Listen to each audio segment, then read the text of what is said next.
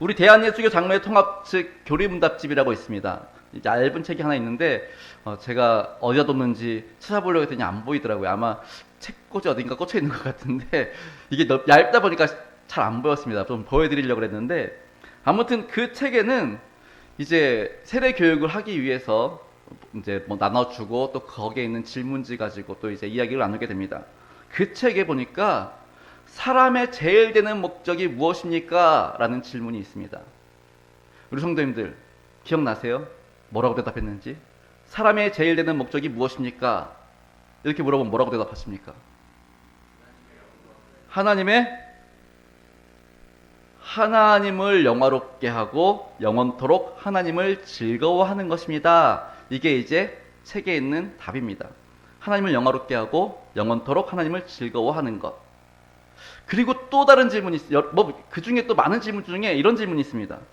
그러면 그리스도인은 세상 속에서 어떤 삶을 살아가야 합니까? 라는 질문이 있습니다. 그리스도인들은 세상 속에서 어떻게 살아가야 됩니까? 우리 성도님들 세상 속에서 어떻게 살아가야 됩니까? 잘. 네, 잘 살아야겠죠. 어떻게 잘? 네. 이거의 답 또한 하나님의 영광이 우리를 통해 나타날 수 있도록. 왜냐하면 우리는 세상의 소금이고 빛이고 그리스도의 향기고 편지이기 때문입니다. 라고 답이 기록되어져 있습니다. 누구를 위해서요? 하나님의 영광이 드러나도록, 즉 하나님께 영광 돌리기 위한 삶을 살아야 한다라는 것이지요.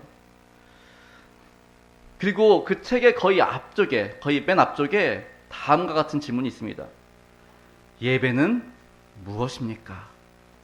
예배가 뭐죠? 예배가 뭐인가요? 대답은 하시는데 잘 안 들려요.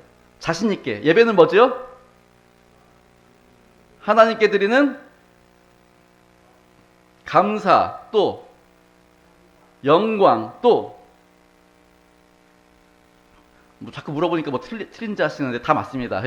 다 맞는데 이제 이 책에는 뭐라고 답을 하고 있느냐면 하나님을 찬양하고 하나님을 높이는 것이라고 답이 되어져 있습니다. 뭐 하나님을 영화롭게 하고 하나님을 높이는 것, 뭐 하나님께 영광 돌리는 거죠.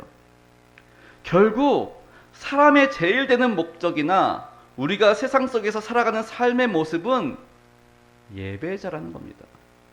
예배가 하나님을 높여드리는 것, 영화롭게 해드리는 것, 그게 우리의 삶의 목적이기도 하고요. 동시에 그렇게 살아가야 한다라는 것이지요. 오늘 본문 23절에 보시면 아버지께서 찾으시는 사람 역시 예배자라는 것을 알 수 있습니다. 하나님은 이렇게 예배하는 자들을 찾으시느니라 라고 말씀하시죠. 그러니까 예배하는 자를 찾는다라는 것입니다. 그러면 하나님은 왜 예배자를 찾으실까요? 예배자를 찾아서 뭐 하시려고요? 사도행전 13장 22절 말씀 우리 함께 읽어보도록 하겠습니다. 사도행전 13장 22절 시작. 다윗을 왕으로 세우시고 증언하여 이르시되 내가 이새의 아들 다윗을 만나니 내 마음에 맞는 사람이라 내 뜻을 다 이루리라. 아멘. 예, 다윗을 왕으로 세우시고 어떻게 했대요? 내가 이새의 아들 다윗을 만나니 내 마음에 맞는 사람이라. 우리 말씀 한번 다시 보여주시겠어요? 아니 위에 보니까 여기 보면은 이새의 아들 다윗을 만나니 하나님께서 다윗을 만나셨대요. 그런데 이 만나니라는 단어를 히브리어로 보니까 이게 어떤 의미가 있냐면 찾았다라는 의미가 있습니다. 어떻게 찾았다? 그냥 찾았다가 아니라 두루두루 찾아 헤매다가 마침내 찾았다라는 의미를 가지고 있습니다. 하나님께서 예배자를 찾아다니십니다. 그리고 그 사람을 마침내 찾은 사람이 바로 다윗이었다는 것이지요. 그리고 하나님께서 뭐라고 하세요? 그 다윗을 통해 내 뜻을 다 이룰 것이야. 이렇게 말씀하시는 겁니다. 하나님께서 예배자를 찾으시는 이유 다른 거 없습니다. 그 예배자를 통해서 하나님의 뜻을 이루기 위함인 줄 믿으실 수 있기를 바랍니다. 하나님께서 쓰시기 위해서, 그 예배자를 쓰시기 위해서 하나님께서 다윗을 찾으셨고 다윗을 예배자로 다윗을 사용하셨습니다. 다윗의 삶 뭐 다 아시다시피 어려움도 있었고요. 하지만 그 어려움 뒤에는 놀라운 또 하나님의 영광이 있었는데, 다윗 얼마나 대단한 사람입니까? 왕으로서도 최고였고요. 시인으로서도 최고지요. 오늘날 수많은 시인들이 다윗처럼 되고 싶어 하는데요. 왜요? 3000년이 지나도 그 시가 읊혀져. 우리 한 10년 전, 20년 전 유명한 시인 기억했다가 우리 학창시절 때 막 시 열심히 외웠잖아요. 기억나는 시 있으세요? 어느샌가 다 잊어버렸지요. 근데 3000년 전 시가 아직도 읊혀지고 있습니다. 여호와는 나의 목자신데 부족함이 없으리로다. 그러니 모든 시인이 사모하는 시인이 바로 다윗이라는 겁니다. 그런가 하면 다윗의 부 얼마나 돈이 많았게요. 얼마나 돈이 많았는지 예루살렘 성전을 위한 그 준비를 다 하지요.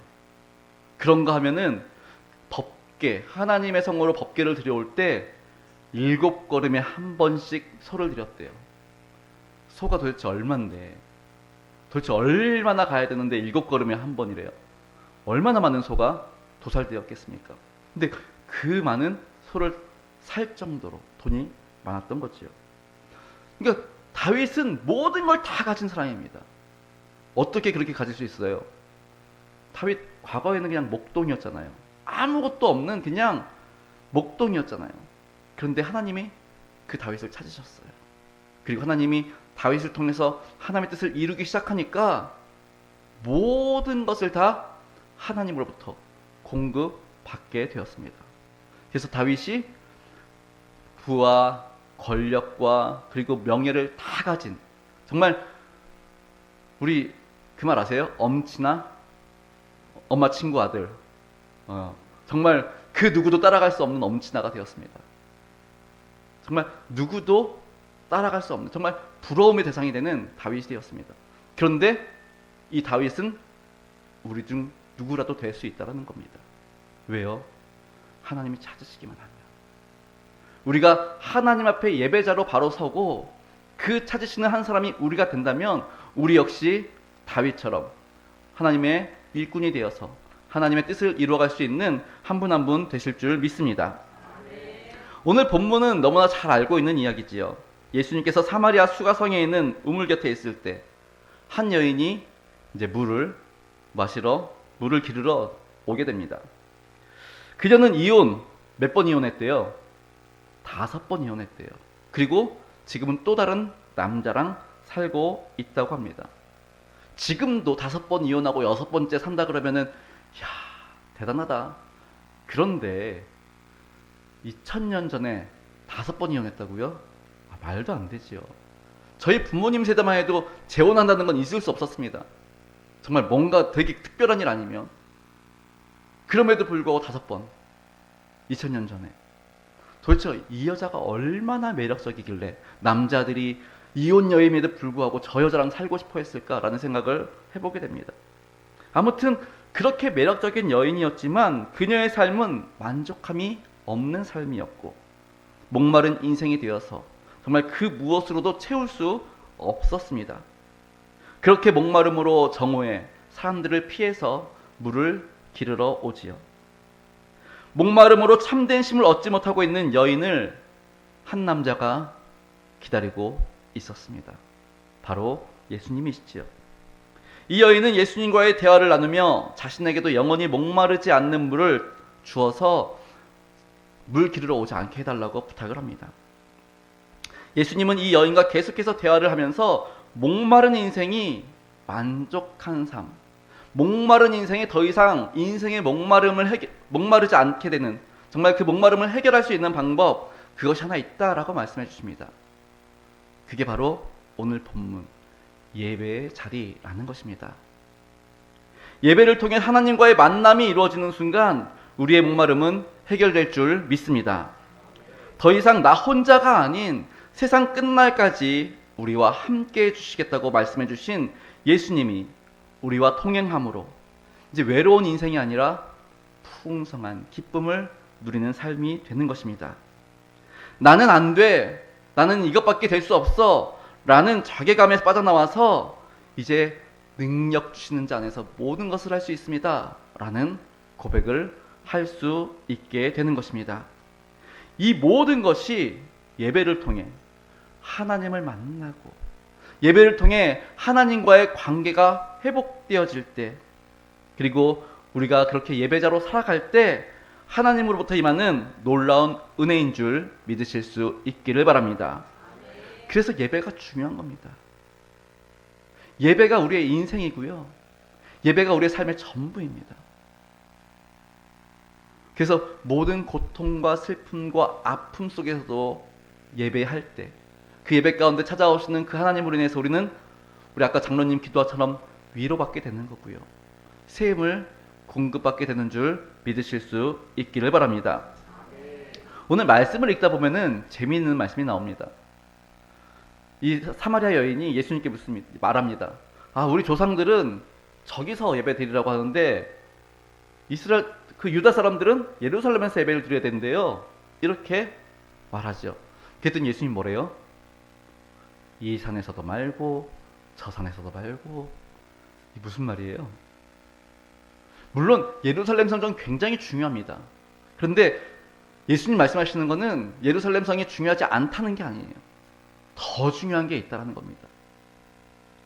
장소가 중요하긴 하지만 장소보다 더 중요한 게 있어 라고 지금 말씀하는 겁니다. 뭐가 더 중요해요? 오늘 말씀에 뭐가 더 중요해요? 우리의 예배하는 장소가 중요한 게 아니라 어떻게 예배를 드리느냐. 그래서 영과 진리로 예배해야 한다라고 말씀하는 것을 볼 수 있습니다. 예배는 또한 보통 우리나라에서는 11시 예배를 드리지요. 교회마다 11시 반에 드리기도 하고 11시 이쯤에서 예배를 드립니다. 근데 예배 시간 원래 정해져 있나요? 예배 시간 정해놓고 예배 드리는 건 굉장히 중요하지요. 왜냐면 함께 모여야 되니까. 안 그러면은 따로따로 예배를 드려야 되니까. 그런데 이거보다 또 더 중요한 게 있다라는 겁니다. 뭐가 더 중요해요? 날마다의 삶 속에서. 아까 우리 찬양 부를 때 나는 하나님을 예배하는 예배자입니다. 찬양했잖아요. 거기에 보면 다음과 같은 가사가 있습니다. 내가 있는 이곳에서. 나의 삶의 자리에서 항상 하나님을 예배할 수 있어야 한다라는 것입니다. 그래서 예배는 특별한 날, 즉 주일에만 예배 드려야 하거나 특별한 장소에서 드리는 것이 아니라, 그것도 되게 중요합니다. 더 중요한 것은 우리의 삶의 현장에서 하나님을 예배하는 것. 시간과 장소에 구애받지 않고 내 회사에서, 내 일터에서, 내 가정에서, 또 이동하는 중간에도 예배하는 것. 이게 바로 예배자라는 것임을 늘 기억하실 수 있기를 바랍니다. 실제로 바울이 사역하던 시대에는 먹는 음식에 대해서, 그리고 예배드리는 날에 대해서 의견이 분분했습니다. 그래서 로마서 14장에는 먹는 음식에 대해, 그리고 예배드리는 날에 대해서 바울의 권고가 있는 것을 볼 수 있습니다. 먼저 먹는 것. 제사상에 올려진 고기 먹어야 되냐 말아야 되냐, 그것 때문에 다툼이 있었습니다. 바울이 뭐라 그래요? 음식이 잘못이냐, 음식이 잘못된 거냐, 상한 거냐, 아니면 음식이 잘못했냐. 음식이 우리에게 죄를 줄 수 있습니까? 음식이 우리에게 죄를 갖다 줄 수 있습니까? 아니죠. 음식이 그냥 음식일 뿐입니다. 그냥 먹고 우리 삶에 에너지를 공급받는 거지요. 음식이 문제가 아니다. 그럼 뭐가 문제라는 겁니까? 그 음식을 대하는 우리가 문제라는 겁니다. 만약에 제사 드린 음식 거리낌이 있다? 먹지 마. 거리낌이 없어? 그냥 음식일 뿐이야? 그럼 먹어도 상관없어. 믿음이 좋으면 그거 가지고 신경 쓰지 마. 단 조건이 있습니다. 어떤 조건이 있었지요? 믿음이 연약한 자가 그것을 보고 실족하지 않도록 하라는 것이었지요. 그런가 하면은 날에 대한 의견도 있었습니다. 하나님은 우리로 안식일을 허락하셨고 안식일을 예배드려야 되잖아. 그런데 왜 우리는 안식일 다음날 예배드리지? 안식일이 맞는 거 아니야? 아니야, 안식일 다음날이 맞아. 날짜에 대한 의견이 분분했습니다. 사도 바울이 정리하지요. 안식일 예배드리는 것도 중요하고 안식일 다음날 예배드리는 것도 중요해. 왜 근데 우리는 안식일 다음날 예배드리지요? 돌발 질문. 왜 우리는 안식일 다음날 예배드려요? 안식일은 토요일이잖아요. 근데 왜 우리는 주일날 예배드려요? 이날이 예수님이 부활하신 날이기 때문에, 주님께서 승리하신 날이기에 우리는 주일날 예배를 드립니다. 그러니까 사도 바울은 안식일날 예배 드리는 것도 상관없고 주일날 예배 드리는 것도 상관없어. 중요한 건 뭐다? 더 많은 사람들이 모여서 함께 예배 드릴 수 있는 시간이라면 그 시간에 예배 드리는 게 제일 좋다라고 이야기를 합니다. 그러면서 하는 말이, 우리가 살아도 주를 위해서 살고 죽어도 주를 위해서 죽나니 그러므로 사나 죽으나 우리가 주의 것이다 라고 고백을 합니다. 즉 날이 중요하고 시간이 중요하고 이런 게 중요한 게 아니라 정말 중요한 것은 우리가 주님께 속해 있느냐, 내가 정말 사나 죽으나 주의 것이다 라는 믿음의 고백이 있느냐, 그렇게 살아가고 있느냐, 이게 제일 중요하다라고 말하고 있는 것을 볼 수 있습니다. 아무튼 예배는 장소, 시간, 날 이거 중요하지요. 중요하지만 제일 중요한 건 아니다라는 것입니다. 제일 중요한 것은 예배를 통해서 누굴 만나야 됩니까? 하나님을 만나고 있느냐, 예배를 통해서 하나님의 음성을 듣고 있느냐, 예배를 통해서 나를 만나러 오신 그 주님을 경험하고 있느냐, 이게 제일 중요하다라는 것입니다. 예배 가운데 하나님의 은혜를 경험하려면 어떻게 해야 됩니까? 만나야죠. 하나님을 만나지 못했는데 어떻게 하나님의 은혜를 경험할 수 있습니까? 예배 가운데 하나님을 만나지 못했는데 어떻게 예배 속에서 우리가 위로를 받을 수 있습니까? 어떻게 평안을 누릴 수 있습니까? 그 예배의 제일 중요한 건 뭐다? 만남입니다. 하나님과의 만남, 우리 예수님과의 만남, 이게 예배의 핵심이라는 것이지요. 예배를 통해 우리의 삶이 예수님을 만나야 이렇게 뭐가 돼요? 전기가 통하죠. 만나지도 않는데 어떻게 전기가 통해요? 전기가 통하면 어떻게 돼요? 남자 여자 만났습니다. 눈에서 막 빛이 막 탁탁탁 타면서 어떻게 전기가 짜릿짜릿 흐르면서 감정이 싹트기 시작하죠. 그리고 그 감정 속에서 어떻게 해요? 그 사람을 향한 사랑이, 그리고 그 사람을 정말 최고로 대하는 그런 마음들이 생기게 되는 거죠. 마찬가지로 우리도 예배를 통해서 예수님을 만나야, 하나님을 만나야 그 안에서부터 감정이 싹트게 되고 하나님을 향한 열심이 더욱더 커지게 되고 우리의 삶의 자리에서 예배자로 살아갈 수 있게 된다라는 것입니다. 그래서 주일날 와서 또는 새벽 예배에 와서 수요일날 금요일날 와서 예배 자리에 와서 앉았다 가는 것, 우리 성경에 뭐라 그래요? 성전의 마당들만 밟고 가는 것, 이것만으로 만족해서는 안 된다라는 겁니다. 마당들만 밟고 가는 거, 교회 왔다 가는 거, 이게 끝이 되면은 우리의 삶은 변하지 않습니다. 중요한 건 뭐예요? 왔으면 시간 들여서 정성 들여서, 우리 정황 권사님이나 이예수 권사님 어때요? 김혜수 권사님 멀리서부터 오잖아요. 영남동에서부터 와잖아요. 그러려면 또 요즘 음식 준비한다고 또 아침 일찍 오시는데, 그러면 또 집에서부터 준비하고 하는데 얼마나 일찍부터 준비해요? 힘들게 왔는데 만나지 못하고 가면 얼마나 억울해요. 그러니 오기 전에 뭐 해야 됩니까? 하나님, 오늘 내가 하나님 만나러 갑니다. 만나 주십시오. 이런 기도하는 마음으로 와야지요. 우리 오희경 집사님도 멀리서 이렇게 오시기도 하지만 또 퇴근이 너무 늦다고 얘기하시더라고요. 김명수 목사님께서 밤 12시, 새벽 1시 그때도 오신대요. 얼마나 지쳐요.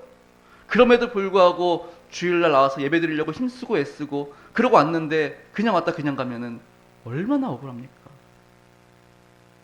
왔으면 만나고 가셔야죠. 그럼 도대체 우리는 하나님을 만나기 위해서 어떻게 예배를 드려야 할까요? 이 질문에 대한 답이 바로 오늘 예수님께서 말씀하신 영과 진리로 예배 드려야 한다라는 것입니다. 오늘은 길어질 것 같으니까 영으로 예배 드리는 것이 무엇인지에 대해서만 먼저 살펴보도록 하겠습니다. 영으로 예배한다는 것은 한마디로 하나님을 향해서 채널을 맞추는 겁니다. 우리 극동방송 혹시 아세요? 극동방송? 아세요? 극동방송 채널은 몇 번일까요? 네? 106.9 FM AM 106.9 이거 몰라가지고 AM으로 틀어놓으면 나와요 안 나와요? 안 나와요. 그러면 FM을 맞춰놨어. 그런데 106.9를 몰라가지고 99.9를 맞춰놨네요. 그럼 나와요 안 나와요? 안 나오죠. 당연히 안 나오죠. 채널을 106.9에다 정확히 맞춰야 극동방송이 나옵니다. 마찬가지로 우리가 하나님을 향해 채널을 맞추지 않고 예배하면 돌아서서 왜 하나님은 우리 예배를 받지 않으십니까? 라고 말할 수밖에 없는 것입니다. 채널이 안 맞는데 서로 어떻게 돼요? 연결이 안 됐는데. 실제로 구약에서는 이러한 일들이 다반사였습니다. 이사야 선지자 시대에 이스라엘 백성들이 제사를 안 드렸느냐? 아니요. 제사 얼마나 잘 드렸게요. 너무 익숙해가지고 번제, 소제, 화목제, 속건제, 속제제 너무너무 잘 드렸습니다. 완벽하게 드렸습니다. 제사장도 딱 맞춰서 또 이 제사를 드리는 이 사람들도 맞춰가지고 너무 정갈하게 또 맞춰서 잘 드렸습니다.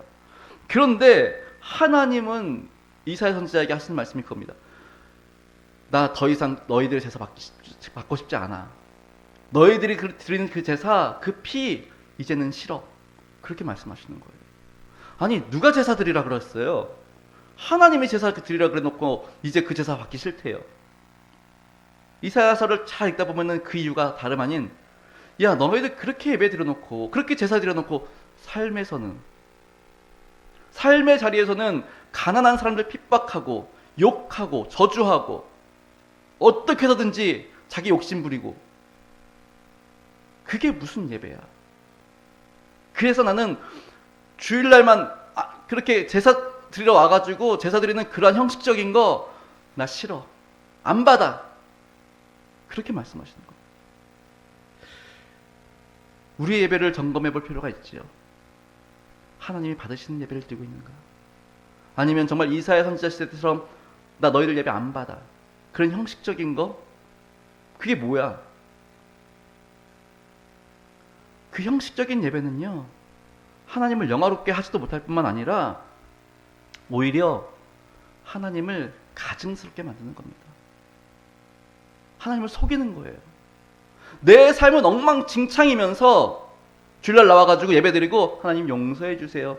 하나님은 내 지난 삶을 잘 모를 거야. 내가 이렇게 기도하고 나면 하나님이 용서해 주시고 하나님 나를 만나 주실 거야. 이런 거짓으로 가득 찬 예배. 그런 예배를 하나님께서 과연 받으시겠느냐라는 것이죠. 사랑하는 성도 여러분, 예배가 온전히 성도들의 삶을 지배하지 못할 때 성도가 드리는 예배는 오히려 하나님 앞에 가장 가증스럽고 사악한 행위가 될 수 있음을 기억하시기 바랍니다. 무슨 말이냐? 삶은 엉망입니다. 말씀대로 살아보려는 노력도 없고요. 삶 속에서 기도 한 번 안 하고요. 삶 속에서 말씀 묵상 한 번 안 하고요. 세상 사람은 똑같이 살아갑니다. 욕심 부리고 다 부리고 저주하고 욕하고 흉보고 그래서 주일날 와서 예배 드리면 우상 숭배랑 뭐가 틀립니까? 우상 숭배 앞에 가가지고 복채 드리고 복 주십시오, 복 주십시오. 이거 하고 지금 우리가 예배 드리는 그런 모습들하고 뭐가 틀립니까? 가장 하나님께서 싫어하는 모습들이라는 거죠. 그러니까 영어로 예배 드리는 것, 그러면 이게 무엇이냐라는 것이지요. 오늘 본문에 영어로 예배 드리라는 말씀을 원어로 보시면 성령 안에서 예배드려라 라는 것입니다. 우리의 예배는 성령 안에서 하나님께 드려지는 예배가 되어야 한다라는 것이죠. 우리 지난번에 이스라엘의 5대 제사 함께 나눴죠. 번제, 소제, 화목제, 석건제, 속죄제 나눴습니다.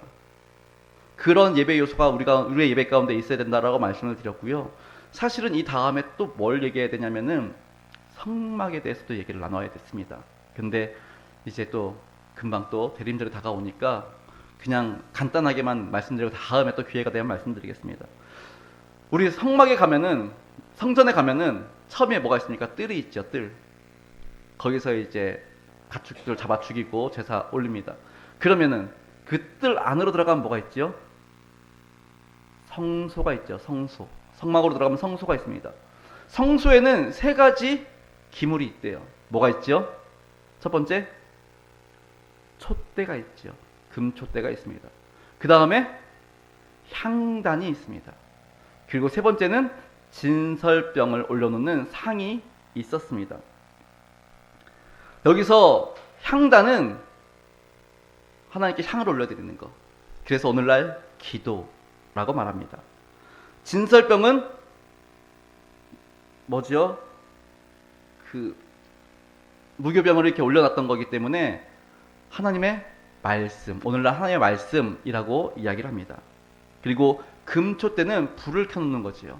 그래서 성령이라고 말합니다. 그래서 성령 안에서 예배한다는 것에는 성령 안에서 예배한다는 것은 바로 성령 안에서 말씀과 기도를 함께 하는 것.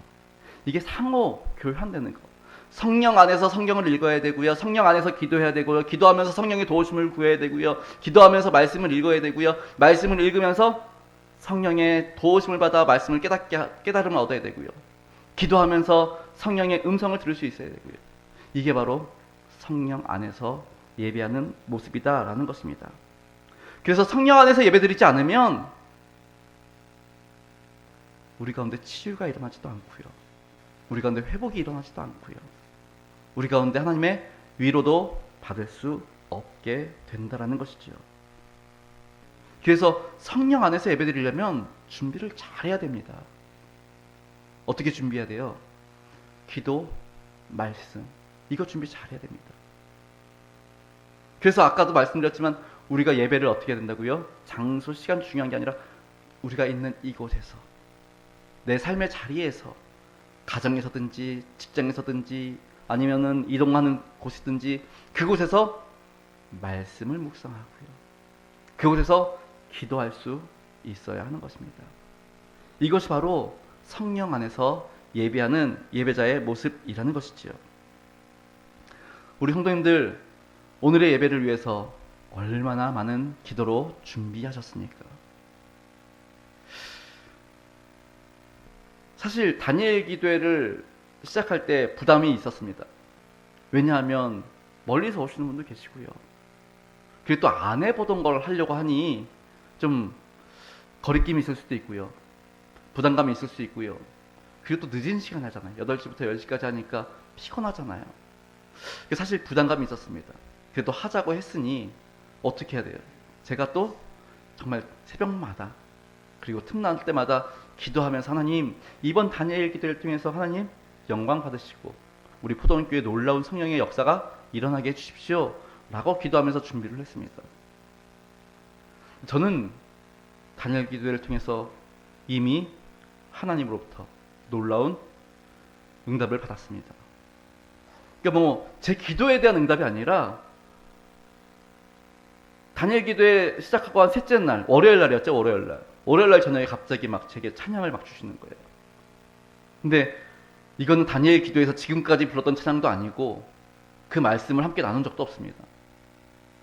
근데 기도로 준비하면서 기대했더니 하나님께서 부어주시더라고요.